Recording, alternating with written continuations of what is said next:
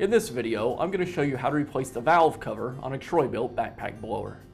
The engine cover assembly is secured to the backpack blower with a series of screws, which I'll remove now.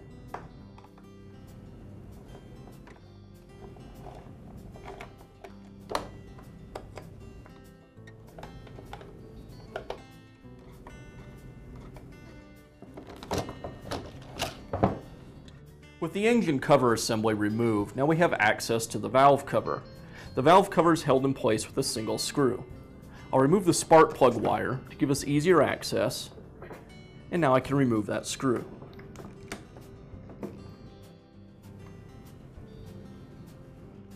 Now I can remove the valve cover. Now I'll replace the valve cover and secure it with the screw.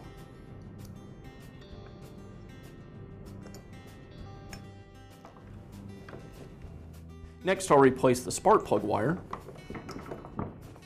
Now I can reinstall the engine cover assembly.